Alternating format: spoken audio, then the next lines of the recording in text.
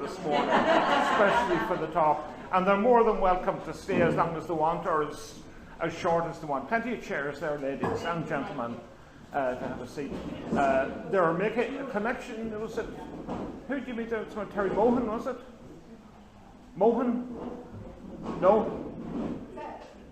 Mohan? We know Terry. You're Terry, yeah. I saw you in Eileen's tea rooms this morning. I was talking to Terry. And obviously, come over.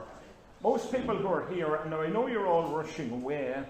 This being the 15th of August, it is the last day of summer, and you're all heading for the rocks. Or as we say around here, you're heading for the rocks, right? And it's typical Irish seaside weather. Every day I was ever at the rocks, Black Rock Seaside Resort, it was raining and the tide was out. And we went every 15th of August. And the strange thing I remember about the rocks was, my mother used to love walking up and down the pier at the seaside and talk to everybody. And I was saying to her, God, if you went up the main street in Blayney, you wouldn't talk to that woman. When they got to the rocks, they all talked to each other constantly. And it was horrible and boring. And anyway, we're all going to the rocks for the afternoon. And let's hope we get a bit of sunshine. We're starting today with Upper Main Street, which is where Eileen's Tea Rooms is, to those who don't know it. And a short talk on the people who lived in the town with a wee bit of nostalgia, shall we say, thrown in. I'd like to thank Noel McGuigan, who supplied me with a number of photographs since the last meeting. Noel, I think, is there. Noel, I have your stuff in the car before you go, okay? I got it back to you. And also to thank Father Seamus, who provided me with a number of other photographs, which I have here at the start. Now, Geraldine Carragher isn't here this morning, I see, but what you'll see on the photograph, that's showing up on the screen? Yeah. It's okay. This is the tennis court that was at the back of Lower Main Street. A slightly posh thing. There was a tea rooms and a cake shop, and the two on the right-hand side as you look at it are Hugh McShane and his wife Mary Jane. And Mary Jane, who was originally, she was actually Duffy, but it was her mother was Quigley, and she was known in our family as Mary Jane Quigley. And then she married Hugh McShane, and she was a bit posh. Only certain people got into the tea rooms, and only certain people got to play tennis on the tennis court at the back of the main street. And this is a great photograph. Noel provided me with this one, and Noel's mother actually worked in Mary Jane's tea rooms when she was a young girl. And it's nice to be able to at least prove we did have a tennis court off Main Street. Right? This is the front of what was the shop, the tea rooms, and this I think is Noel's mother, I assume, isn't it? It's like her anyway. John McGuigan's wife, yeah, very like her. And it's a great photograph. Not so much, I'm not looking for photographs necessarily of people, but when you look at the door, the lovely solid wooden door they had, and the lovely window they had, and of course it's a half door, it's two doors as you were going into the tea rooms. And considering the fact that our main street in the 1960s was polluted with plastic fronts and PVC and all sorts of stuff, and that we lost these lovely wooden shop fronts, and so many of them have, well, they've nearly all disappeared, I think. This is the front. It's now Lynn's Takeaway at the other end of Main Street. A lovely photograph and a beautiful shop. This is a photograph provided by Father Seamus from Father Tom Heaver, via Father Seamus to thank. And this, of course, is Heaver's, what is now Coyle's, it's part of it. But the great thing about these two photographs is just we talked last week about the shambles, and we didn't have a copy of the shambles. The shambles is to the left of the shop, and the shambles is the place in our town where cattle were slaughtered in the 19th century, obviously to kill the cattle. And the cattle were stored in the shambles. And here you can see the shambles itself, as we would have remembered, say, in the 1950s, 60s. Mallon's butcher shop, associated with the shambles, and the shop on the other side. And then right down at the back of these shops, the whole way down, there were lean-to sheds on both sides, and the cattle were kept in them. And then as the butchers needed meat, they killed the cattle and the butcher shop. And so you'll see from the last photograph, Mallon's butcher shop, and from the one above, McGagan's butcher shop as well. So all the butcher shops in the town were in this area, and that's the Shambles. Now, this was a photograph given, and I just put it in today because it has a lot of photographs of the vintners, the bar people of Castleblayney, and this is them on a visit to, I think it's Guinness's brewery in Dublin. They were all invited up. And as you look through it, and I'm not going to go through the people who are in this, but you can see people that you definitely recognise. Mrs. Doherty, I see in the front row. I think that's Mrs. McGee, is it? Mrs. McGee is the small lady in the middle at the front. I see Mickey Doherty in it, Tom Carraher, Dignam, Peter Flanagan is there, Aidan McCabe is there, and it was on a door. And again, you'll recognise a lot of faces. Now, Main Street is the street in the town where most of the pubs, most of the bars would have been, and these were the people. Now, I didn't want to pick out, we're only doing half of Main Street this morning. I didn't want to be picking out the ones who were in upper Main Street, the ones who were lower. It's a collection of them all, and you all see them there. Paddy Tabby is on the extreme left, right? Left, yes, on your extreme left. Miss Rosie Woods is on the right-hand side, you see her. There's some of the Gagans here. Ronnie Dickman, I see in the middle of it. Peter Flanagan to the right, towards the middle, and so on. So all the vintners, and it gives a nice photograph of, at least we have a collection of them. Right. This is Upper Main Street, and for today, just to go from the corner, Eileen's Tea Rooms is about here, and from the corner down to the hotel, and back up again, and the families who lived in it and the stories associated with them. This is an aerial photograph taken the late 1940s, about 1949, 1950. You can actually see the wing of the aeroplane sticking out at the bottom there. So the pilot is taking the photograph. This photograph, of course, comes from the Lawrence collection and is an original photograph about 1905 of the Main Street. And this is one of the ones which, of course, was sent to Germany to be spot painted. So they took a black and white photograph and then spot painted on the colours and then brought it back to Castleblayney where it was sold as a postcard. So you would send your postcard. The only thing is, when it got to Germany, some of the colours they put on it are not quite colours you associate with Ireland. That bright yellow in particular, and the fact that the hotel way down at the end of the street is a strange pink-looking colour, which would not be a traditional Irish front. It's a market day, and the building just to look at here is this building, which is the Allied Irish Bank, or as it was originally, the Belfast Bank.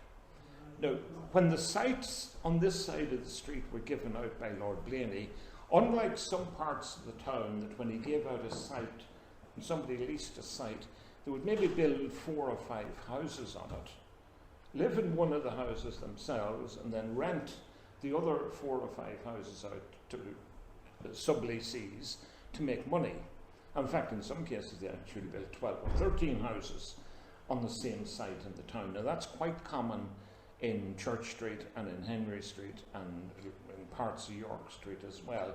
It's not common here in the Main Street. These are much more upper class businesses, and each one of the houses, except a couple, are individual plots, individual tenements. So the bank originally was this building here, and the banker was a man called Andrew McMath. And McMath came from Broomfield. They owned the big mill out there at Thornfield. He was a brother of the man who owned the mill, and Andrew McMath came into town. And then he took over the site next to it and built the bank, as we would sort of call it here. So one half of it is this private house, and the other part of it then was the bank, and he lived in the private house. And you can see on this one, of course, there's a beautiful door here with a lovely semicircular fan light over the door, and that's the door into his... you can see the wee arrow? Yes? Yeah. Okay. That's the door into his private residence. And over here, with a lovely pier, with lovely pillars and all that, is the entrance into the bank. And McMath was banker here for the best part of about 40 years, and became the main bank in the town. Now, after his death, the property was sold, and this is an extract from the sale, the record of the sale, and you can see they had to sell it as two different lots, because originally when it was given out as two separate lots. And this is the private house, this is the bank. They go back in the yard to outhouses and so on, stables at the back of the houses, and then they stretch back to the line that runs along the back of the main street. MacMath was the man who lived in the bank. Eventually, later on, by 1901, as we'll see in a moment, the bank manager was Maturin, and later on different, and then the Belfast Bank, of course, links up with the Munster and Leinster, and they become what is today the Allied Irish, and is now the only bank left in the town, I think. And how good it is to see bankers take millions of pounds of us and then decide they're going to desert the town so we don't have banks. You have to do it all online now. It makes money for the stock, for the shareholders. It's no good to you. Now, coming to the next section of the town, as you move up here from the bank, there are two shops. The bank, by the way, is just off the screen to the left. And we're now coming up to the next two shops. The first one was a man called Daly lived in it, and is today, of course, Hughes's toy shop. And the one next to it, as a two-storey house, is Miss Quinn's confectionery shop, or Harry Brennan's pub, as it would be today. It's in ruins, unfortunately, today. And then, of course, the post office, built in the middle of the town. Nice building, the post office, built about 1910. And, of course, the big question to be asked is, why aren't we still using it? It's a lovely building, it should still be used, apart just from throwing parcels into it. I think our post office should be on the main street, but anyway, that's a gripe. I'll give an odd gripe, as you know. Next to that then is John Mulligan's, and we would know the Mulligan family, who are still, I'm not sure they still own it, but certainly until recently they own it. And John Mulligan came into town as a saddler, and when you look closely at the window there, you'll see there are saddles in it, and leather, and brasses, and so on.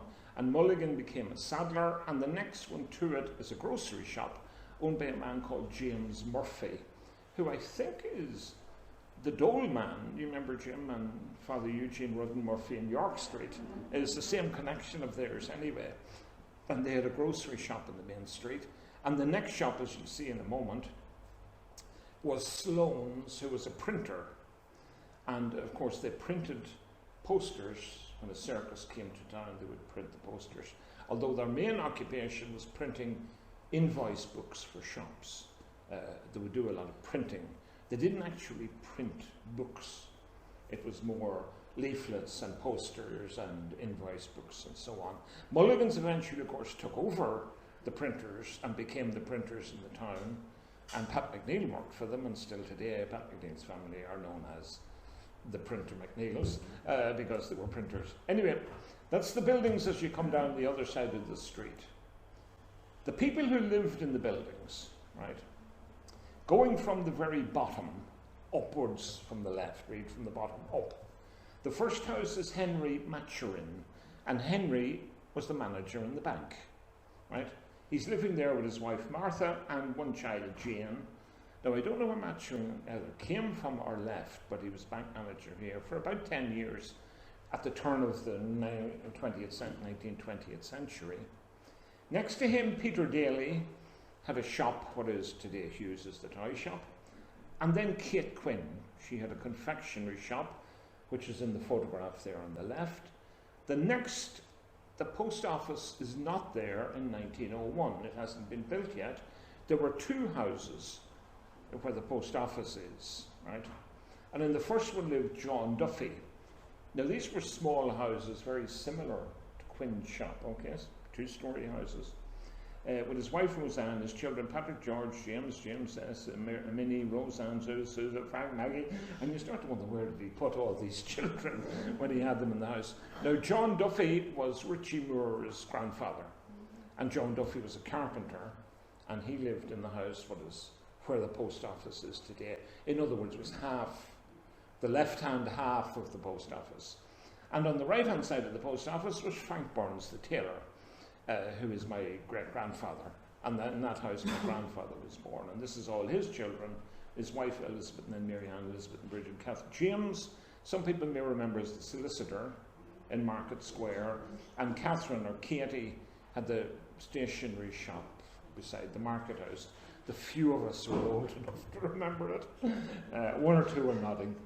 And then, of course, at the top, John Mulligan, the saddler, who lived in Mulligan's shop next to that. If you go back to 1839 and try to look at who were the people who lived in these shops, roughly 100 years before that list, or 200 years before us. This is a list from the bottom up. John Smith lived in what is now Tavi's drapery shop, or Pedlo's as it was. And John Smith was the coach house. In other words, the coaches, the stage coaches coming through town, a bit like the Wells Fargo places in America. This is where the coaches stopped. And John Smith had a big business, and can be seen from the fact that he's paying £18 of rent in comparison to all the others.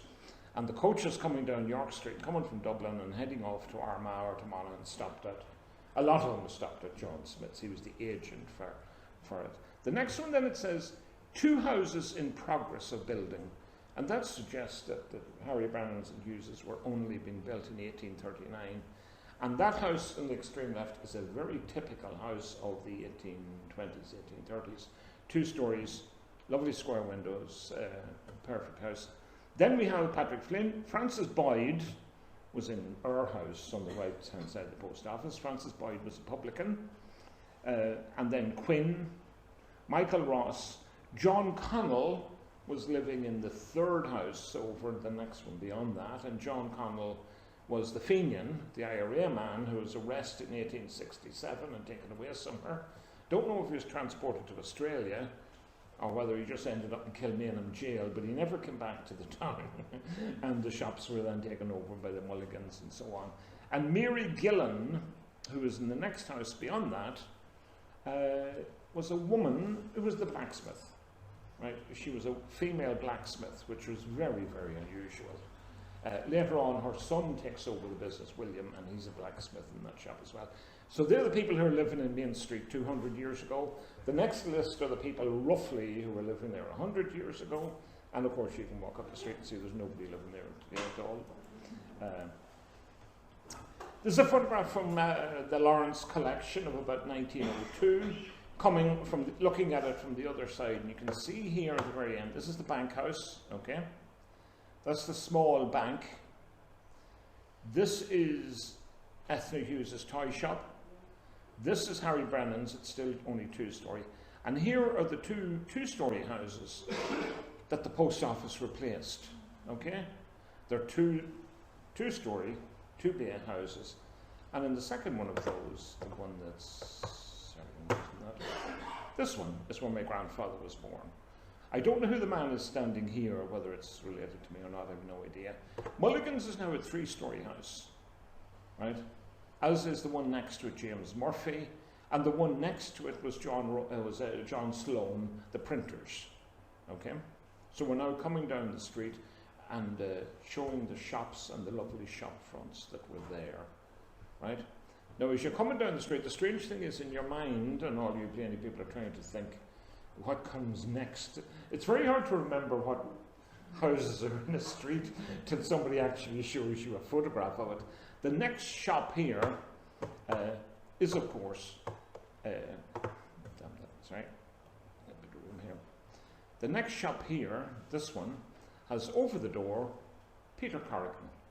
And this is Corrigan's, who had 2 halves to their shop. That people remember this. When you went into the shop, sitting on one side was the bar, and on the other side was a hardware store. And Corrigan's did all sorts of hardware and stuff like that. Now, I haven't been in it recently, but I know there's been a lot of work was done on it. But the original bar, the front bar, was still there up until a few years ago.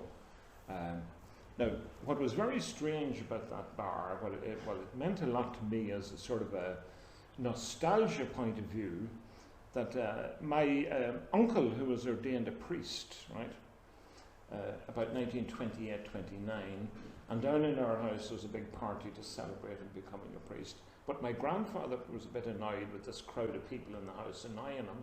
So we walked up to Corrigan's, it was a fair day, to sit at the bar just and have a quiet drink.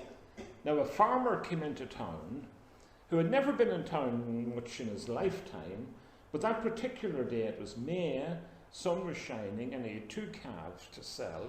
So he came into town with his 2 calves, sold them in the market, made a bit more money than he expected to make. So because he had a couple of extra pence, he decided he'd go into some pub just to have a drink before he went home. It was a hot day, he'd have a bottle of beer.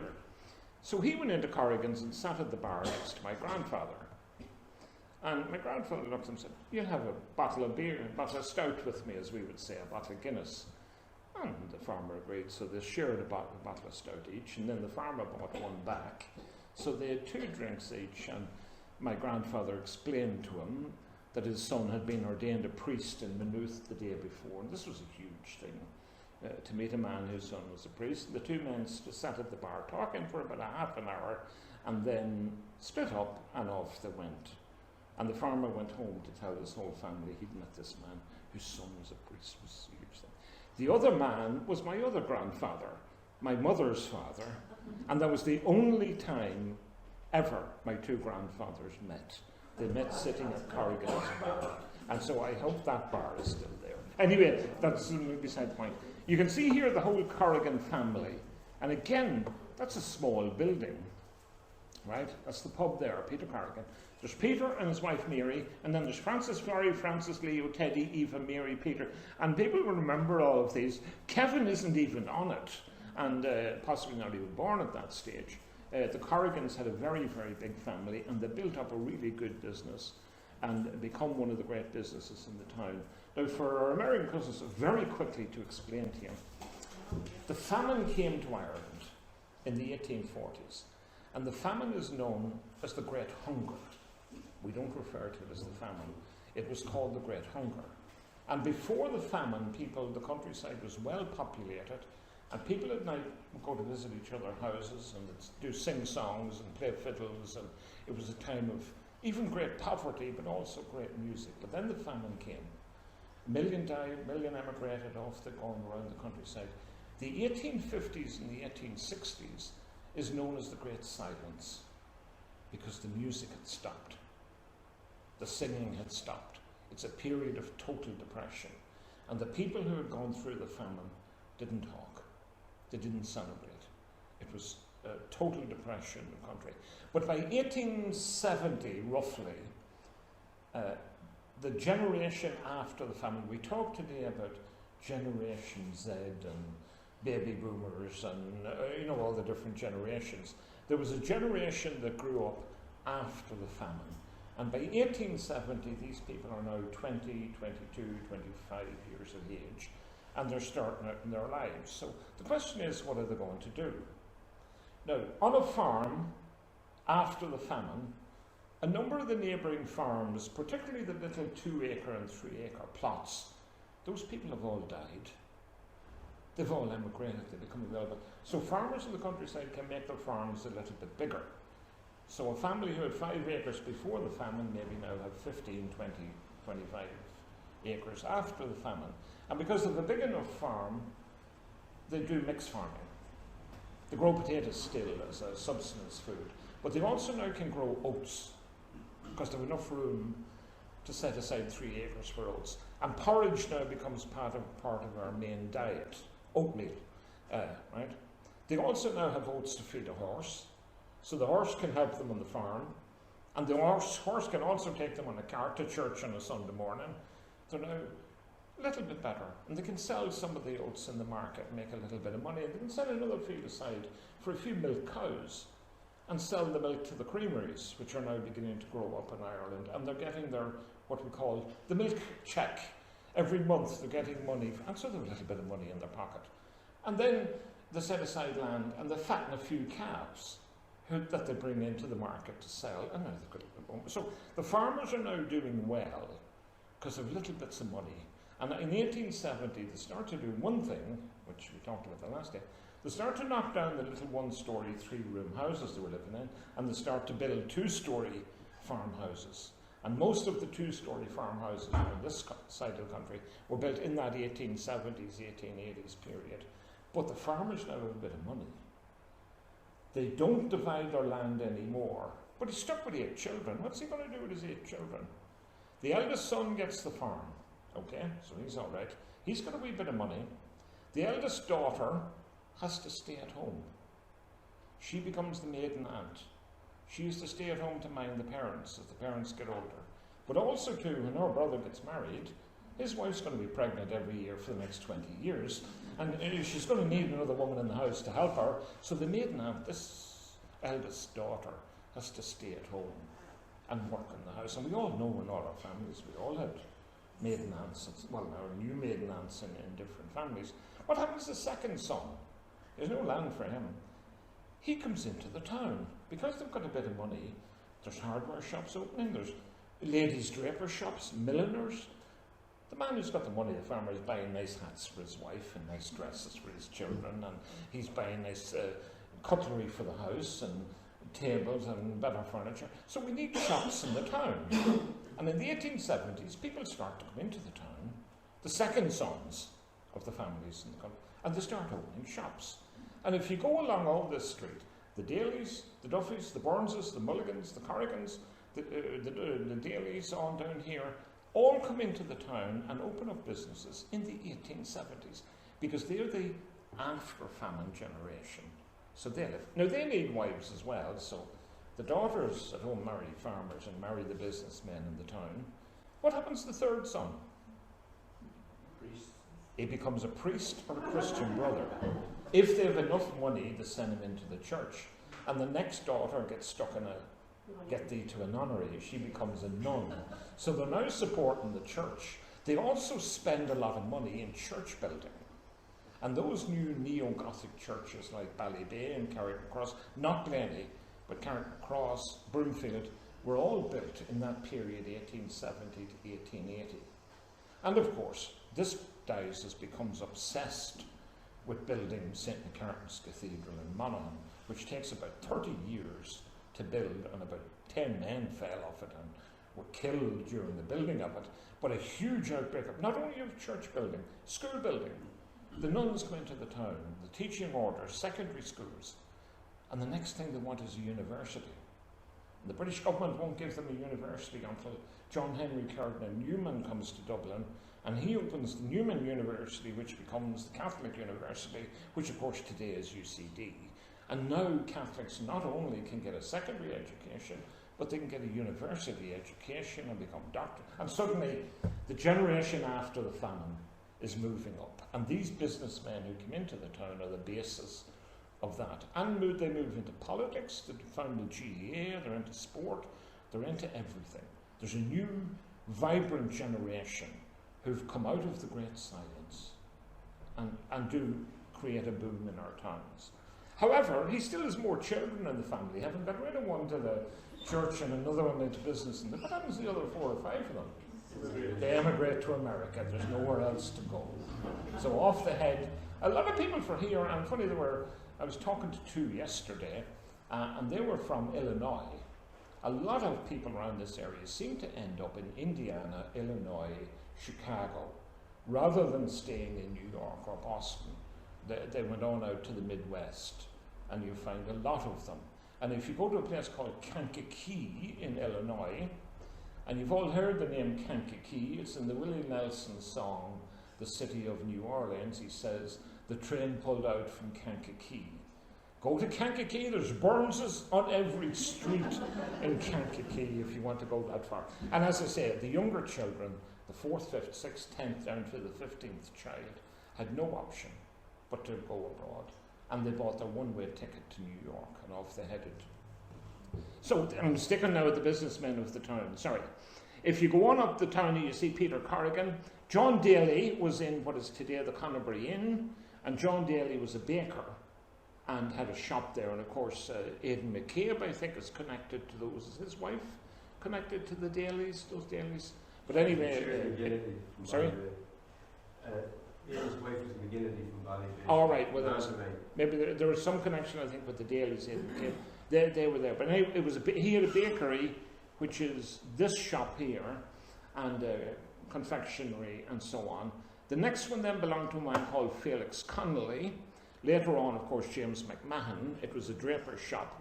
Originally Felix Connolly's, and then became McMahon's drapery shop. And the last house you see in this picture belonged to the man at the top of the list, Robert Bailey, who was a solicitor. Now, Bailey was a solicitor in that house. Later on, George Orr was a solicitor in that house, and then later on, George Graham had a solicitor. So that house is very unusual in the town, in that it's the only house in the town that has a porch on the front door, right? Now, some houses have covers, lean-to, roofs and that. This is the only one which is an actual porch, where you had to go in the door, stand in the porch, then ring another doorbell, and then go into another door to get into the house. And the address of this house was given as The Porch, Main Street, Castleblayney, because it's the only house in the town that actually had a porch. It was the solicitor's office, and Robert Bailey he wasn't the first solicitor, there was another one before him in it. Dunwoody was in it as well, who was another solicitor, or maybe Dunwoody was later. And so we're now coming into the town. You see how the businesses are all building up. But they're all individual shops, and they all have individual backyards. They're not plots of 5 or 6 houses in one. They're all nice. Now, some of them may have belonged to the same people, and the way you judge which houses go together, look at the roof lines. You can see the houses sometimes go in pairs or built in pairs. In my father's time, he would list the people from the top down as Joe Mulligan, saddler, Patrick Mulligan, his brother, then was the printer, Peter Corrigan, Joe Daly, James McMahon, the draper, and George Orr, he remembers, as the solicitor in the porch building. Now, Corrigan's, every customer who went into Corrigan's from 1873 to approximately 1973 had their order written into a book. And Brian Lade still has the 30 to 40 volumes of ledgers with every single customer who went into the shop, and it was written into a book. And I had access to them recently, but I said to them, look, we're going to need a couple of students, somebody who'll do a study of these books. They're so, I mean, you couldn't believe, it took up a room in my house when I had them to try and read through them. And the information, and if a fella came in to buy 2 3-inch nails, he appears in it, and how much he was charged, and so on and so forth. So we did a copy of a number of the pages, and on this left-hand side here, you will see what one of the pages looked like. This is from about 1947, and you see here, Frank Duffy Broomfield, he got a 14-foot plank of wood, 2 by 1, a 12-foot plank of wood, 2 by 24, and so on. The next in was Mr. Thomas Cunningham, and he got 3 bolts, and he paid 1 6pence for it. Right? Then in came someone O'Duffy, he got 10-foot slat. Another man came in for 100 weight of cement and 100 weight of sand. Mrs. McCabe came in for a naggin of gold label. They have a pub as well, remember? And they're making a note of who's buying whiskey as well as who's buying nuts and bolts. And at the bottom, of course, Tom Carraher. And Tom comes in from the pub just up the street, and he buys 6 nickel tablespoons, right? And he pays 6 shillings for he's in for the spoon. They have volumes of books with this stuff in it. Now, there were also, by the way, undertakers. So I took a funeral to see how much did he charge for a funeral in the 1940s, and what did you give if there was a funeral. Now, I've taken the name of the man who's dead out of it, just in case somebody might be related to him. This is a funeral from Corrigan's book, 1947, and this is what he charged the people at a funeral. The first item at the top is 1 oak coffin, right? Brass mounted, that means the handles and so on are made of brass, okay? 1 shroud. A shroud costs you 15 shillings, by the way. 1 pair of gloves and 1 pair of stockings, right? Now the gloves and the stockings are for the corpse, they're not for... They put gloves on the... There are no pockets in the shroud, but he's got gloves and stockings, okay? Then we come to the more important business that they do. We have now 4 dozen Guinness, That's 4 bottles of Guinness, right? The next one is tobacco, 1 pound of tobacco. I think that's maybe 7 or 2 packets of cigarettes, 1 pound of tea, 1 pound of sugar, a half a hundredweight of coal, and then the hearse comes next. So we used to pay £1.05 to hire the hearse. And then there's 4 dozen pipe. So they're obviously selling little clay pipes for people to smoke at the wake. And then, of course, even more important, he's back again, and he's got 2 bottles of whiskey and 2 bottles of port wine. Of course, at the wake, the men would drink the whiskey, the women would drink the port wine. And this is the whole bill, and the bill comes to £14, 12 shillings and 4 pence. And he buried the man for £14. And that was, and it's, I know you sort of, that is, when you think of an Irish wake, you now have an idea of what an Irish wake is. There was whiskey in it, there was Guinness in it, there was tobacco in it, there's no biscuits on this, by the way. Right. Now, as soon as he'd finished the bill for that funeral, in come here a nun that says Convent of Mercy. And she buys a Dutch hoe. Now, I have no idea anything about gardening. I know a hoe is a thing you sort of dig a garden with. I don't know what a Dutch hoe is. But the nuns had one. And they paid 2 and 6 pence to Corrigan's, having bought a hoe in it. And at the very bottom then, John McAnay, Colette's grandfather, he went in and he's replacing his fire grate. Now, we don't know if it's an open fire grate or a Stanley Range grate, but the grate must have cracked in the fireplace. So he buys it for £1.05. He's in. So on the, what's that, the 1st of March, 1947, your grandfather was in Corrigan's shop buying a new grate for his fireplace. So you know that now, Colette. Right? There's not a cold board that winter. Yeah. 47. No. Michael, was it Mark Pig? We can send her the bill here, she can pay it now. No, just by pure coincidence, when I just finished that, Tom Larkin, is Tom in this morning? I don't see him. Tom sent me this invoice from Crozier's Hotel. Now, Crozier was also an undertaker, and this is his bill for a funeral. The only thing is, Crozier buried Protestants, Corrigan's buried Catholics. So one's a Catholic funeral and the other's a... And I was interested to see, was there a difference between the two? So this is M.E. Crozier, undertaker, wine and spirit merchant, and he starts with the most important item, 6 bottles of whiskey. He starts right. 2 bottles of port wine, 6 dozen stout. No, this is going to be a good one. An oak coffin, so on. Although his coffin is silver lined rather than brass, as the other one was. And then a cover for the coffin. And then it comes to the bottom here, a 2-horse hearse. Now, I'm assuming Corrigan's hearse was motor driven, but Crozier has got a 2-horse hearse. So there's 2 horses going to pull the hearse to the church. And he's charging £16 and 11 shillings. Roughly the same price. It's about the same, give or take. It's a lot of money, mate. It's a lot. And then at the very bottom, of course, a wreath and a shade.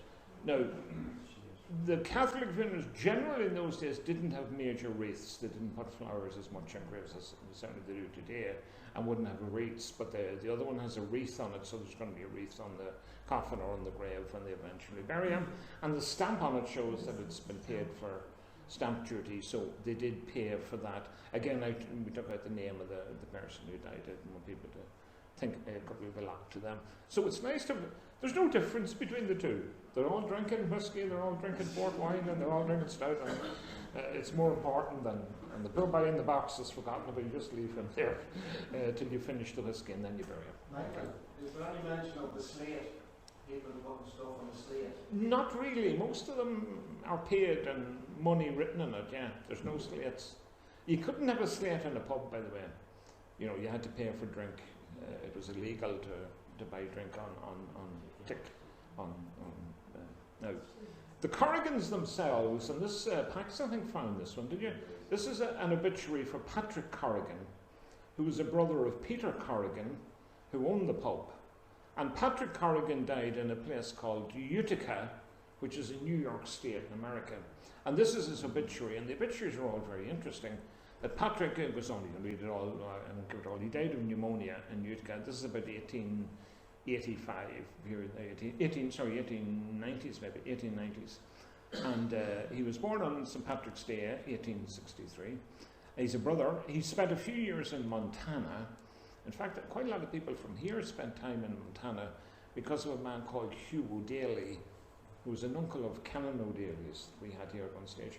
Because Hugh O'Daly had big businesses in Montana in mining and hotels, and a lot of Monaghan people went out to Montana to work for him in the mines. Montana was the biggest copper mine. Sorry?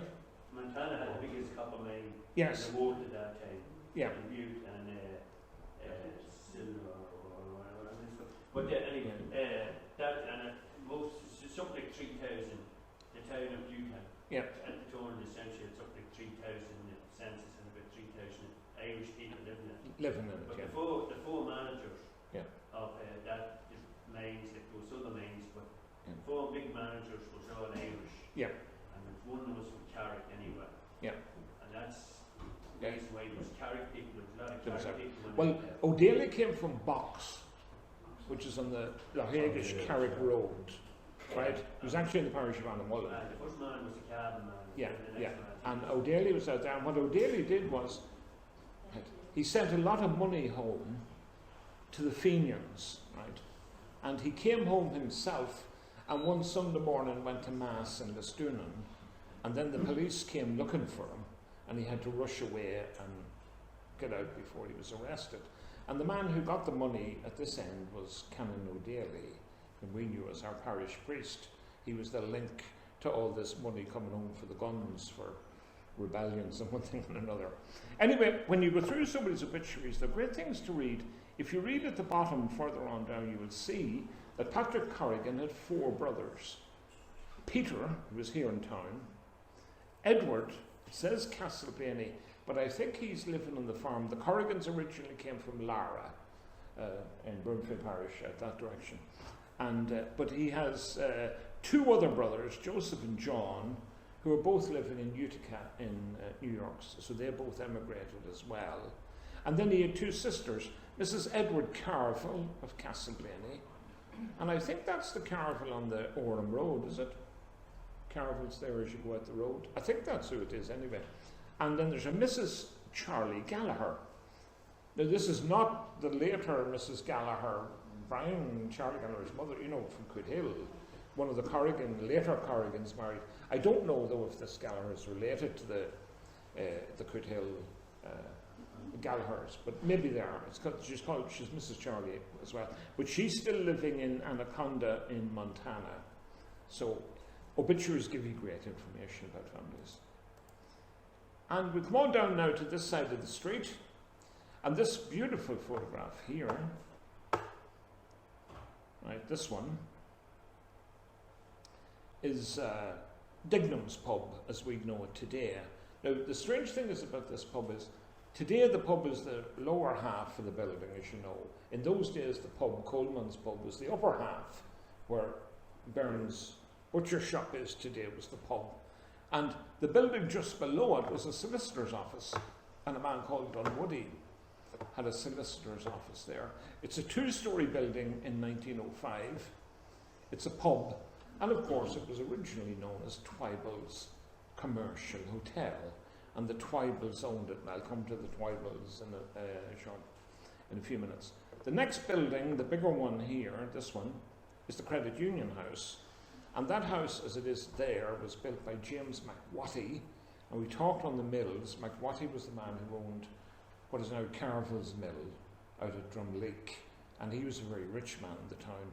In 1901, there's a man called Pringle living in it. I'll come to Pringle in a minute. We then have 2 small houses here. This one, Hanratty's Bookies, how we called it, when he was in at the moment. And then Miss Finnegan's house.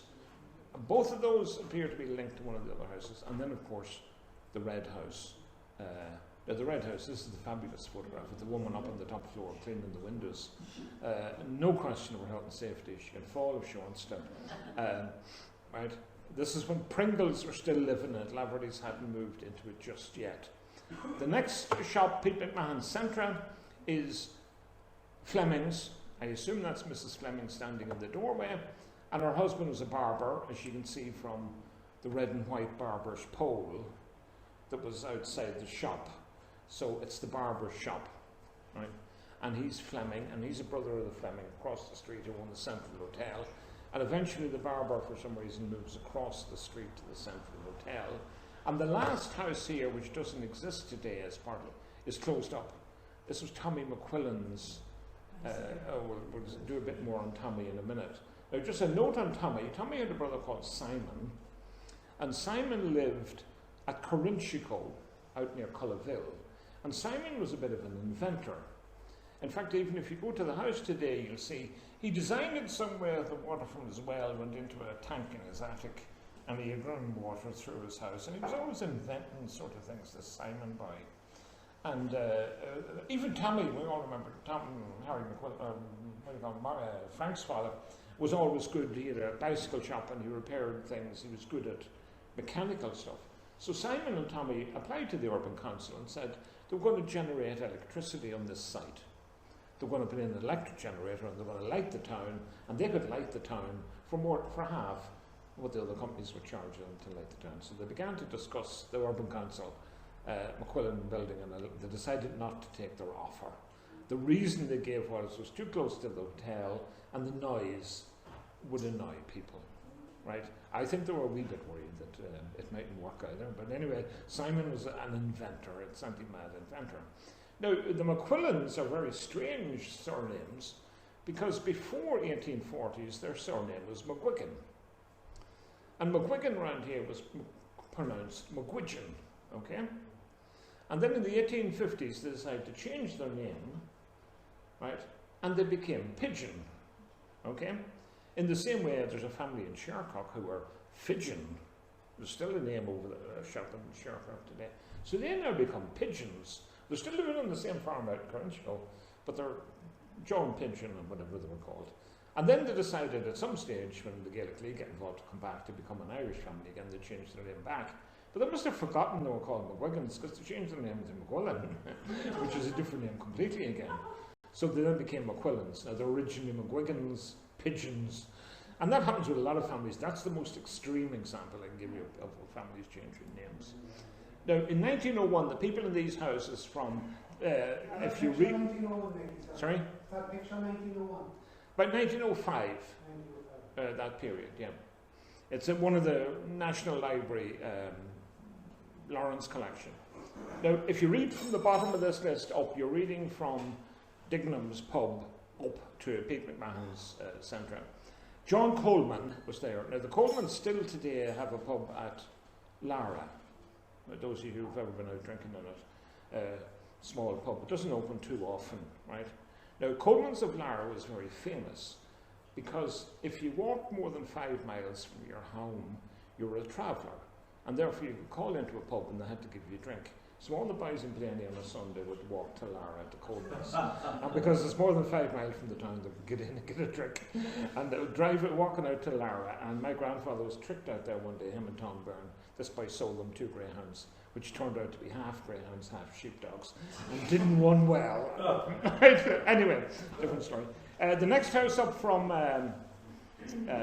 Coleman's beside is where the pub is today, was Thomas Dunwoody, who was a solicitor, and then the big house is John James Kelly, and Kelly was a politician, one of the richest people in the town. He'd taken over McWhatty's house after McWhatty's died. The 2 wee houses are unoccupied in 1905. They must have either been repaired or something. I don't know why they're unoccupied. The big red house is Robert Pringle, and Pringle was living in that house, and the woman who's fallen out the window there is working for Mr. Pringle. And then Willie Fleming, the barber, in his, what is the Centra today, is Willie Fleming. And Willie's there with Robert and Frederick and George and so on, okay? Now, William Twyble, who owned, very quickly, I've done Twyble I think a number of times before, very quickly. William Twyble came to Castleblayney around about 1720, and on the 3rd of August 1723, he was just 200 years ago, he was given a lease of 17 acres of land Now that's where the Glencairn Hotel is, that whole land at the back, was all Twybal's land.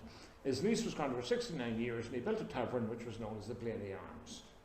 Now Twybal, I believe, and possibly the other man, Matthew Munday, may have been soldiers in the army of William III, I'm not sure.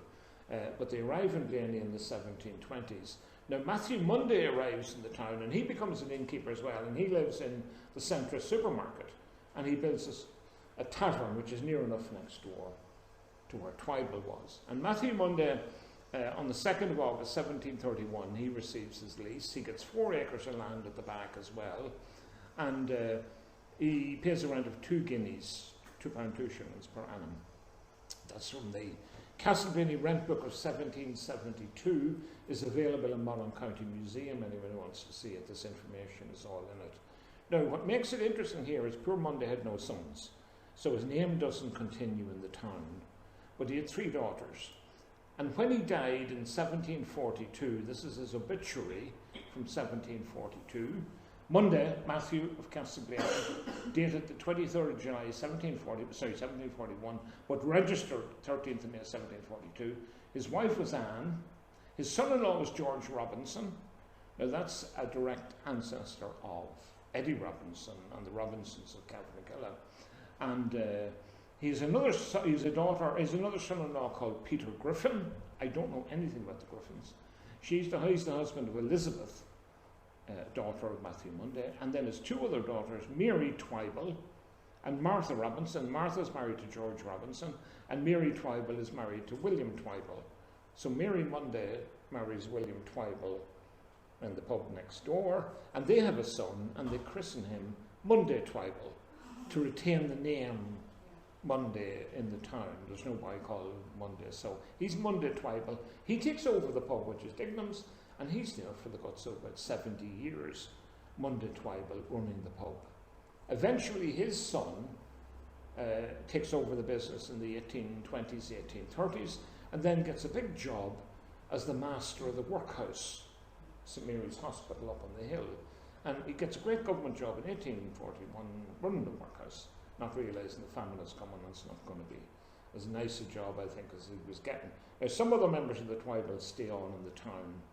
I'll just mention a couple of those in a moment. One of the Twybals go out to what is called Knockagoldus. You all know Knockagoldus. Drive up to the top of Knockagoldus Hill, and on the right-hand side of this picture there's a lot of very high trees, and that was known as Twybal's Plantation. And here in the background you can see the house where one of the later Twybal families actually lived. Now I think somebody's built a new house on that site and have knocked that down, which is a great pity. That's where the Twybals lived, and they were there right up until the early 1900s as well. Another one of the Twybals from that family, called Elizabeth, married a man in Cork, a sea captain, strangely enough, whose surname was also Twybal, spelt differently, maybe Twibble Twybal, right? So she married him, and they were living together for a few years, and then the police arrived and arrested him, and he was charged with bigamy. So their marriage wasn't valid. She was the second half of the bigamy, and he was taken off to Mountjoy for 8 years. And poor Elizabeth came home to Castleblayney and lived in a wee house in York Street. I think Celtic Hughes' house in York Street. She lived there on her own till she, obviously, a shock to discover your husband's not your husband. And that's where she went to. This is one of the modern photographs, of course, of looking back down towards the end of the town. And here we have the Red House. We have here the Bambi Cafe, right? Jackie was to be here this morning, but she sent us. Tommy McQuillan and his petrol station, and a white Volkswagen car, putting petrol into the car. And we think it's Noel Lockman. Did he have a white Volkswagen at once? Noel claims it's him anyway. Here at the car, going to fill in petrol in his car with Tommy McQuillan's, and of course the hotel. Not going too much into the hotel. Going back to the 1861s and very quickly going from this up that side of the street, George Skeffington bought the hotel from the Rules when they eventually sold it. In the centre was a woman called Mary Lewis, and she sold spirit oil and colours. C. O'Neill was a spirit dealer about where Finnegan's is. John Rawson owned Dignam's. Patrick Meighan was another publican about roughly where Connerbury Inn is, up that direction. James Murphy, Edward McCarville was in Mulligan's, Robert Fleming was a tinsmith further up the street. Francis Boyd was a spirit dealer, roughly where Harry Brannan's is, or where the post office actually is. And then Thomas Sheridan was in Jerry Carraher's, the sheepy, the pub at that end. And this is the families of 1861. Some of them did survive on, the Flemings and so on, a while into the 20th century, but I don't think any of those families have connections around the place. And of course, the Corpus Christi procession. Now, this is one of these photographs by the colour ones were taken by Eugene Clerkin in town and are in the National Library as well. Another fabulous photograph of that end of the main street, looking at it up the way, sometime in the 1960s, I assume, maybe 1970s. And of course here, where Dignam's pub was, of course, was Heaver's chemist shop originally, although it's been done up here for the Corpus Christi procession, supplied by... Now, my father remembers the following people living in all these houses going from the bottom up. He remembers Tommy McQuillan, Matt Connolly, who had a shoe shop in the Centre before the Bambi Cafe, Charles Laverty, of course, Paddy Flanagan, the painter, John Gray and James Gray, Hamilton, who was a vet, and then John Coleman, who was in the pub as you go up the street.